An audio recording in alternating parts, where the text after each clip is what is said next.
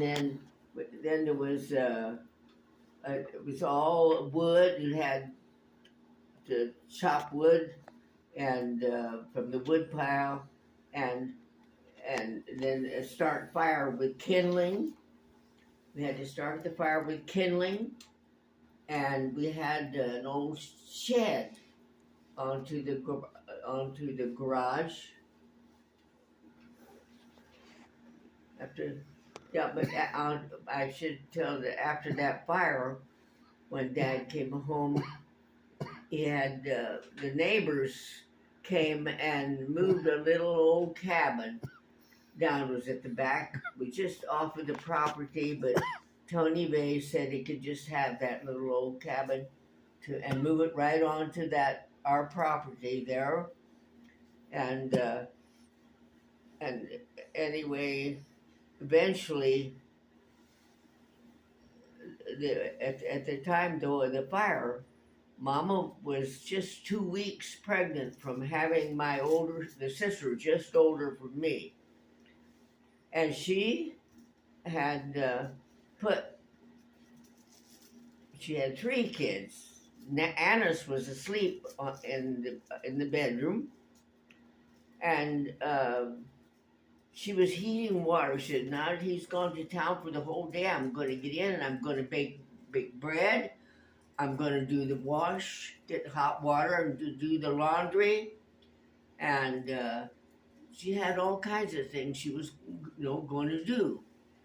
Well, one of the things that they had done, they had butchered, and she had put was rendering out lard in a pan in the oven, and she forgot all about that lard that was which you take from you trim it off from the bacon pieces and things like that, where there's all that fat from the hog. They don't keep that.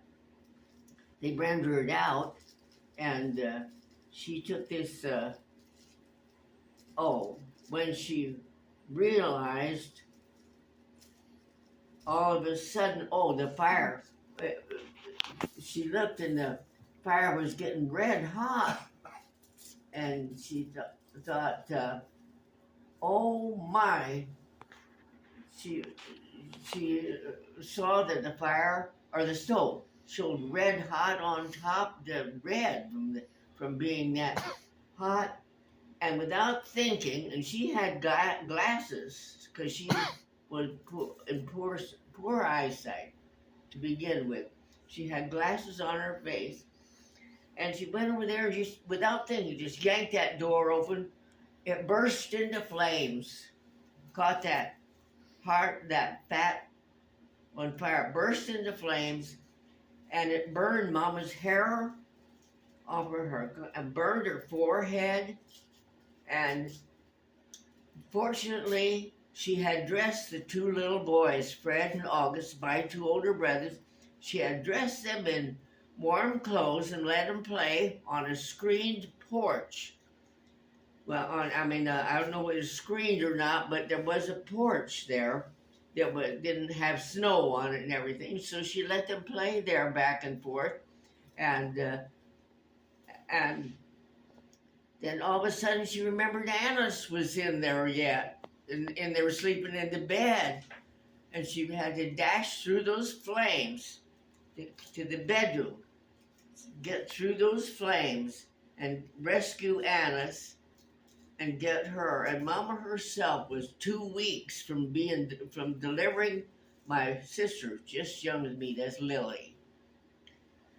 And anyway, she got her, and then she had, as she had to carry Annis, because Annis was in bed clothes and didn't have any, warm outside of the blankets were around her. And so the little boys had to walk, and it was 3 miles to the neighbors. 3 miles.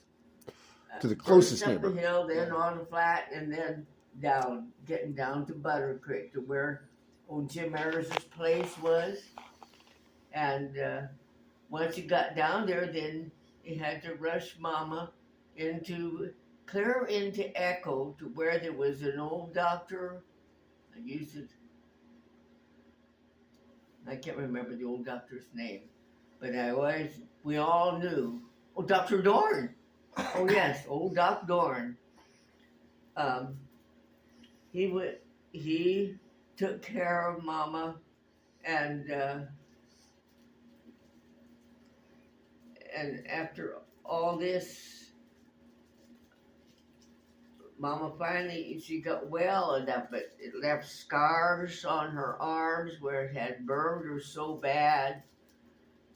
It burned her clothes, because it had flame come right up like that, and had burned her clothes, burned her hair. When she got down there to where Jim Ayers was, my aunt and uncle were down there working for them, Uncle Henry and Aunt Tilly. When Aunt Tilly saw Mom, she says, "Oh, Heinrich, Heinrich." She said, Hannes, Hannes, what the deuce word did she say? It was like, Hannes burned her head off or something like that was the expression she used.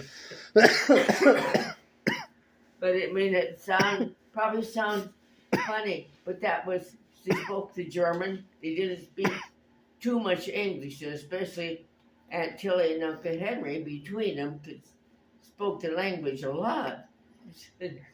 Hannes burned her head off or something, he said.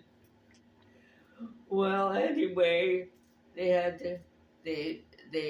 to get her into town to old Doc Dorn, and she stayed in there. They took care of her in there for a long time.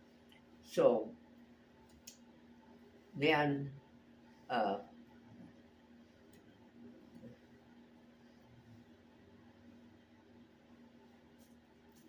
trying to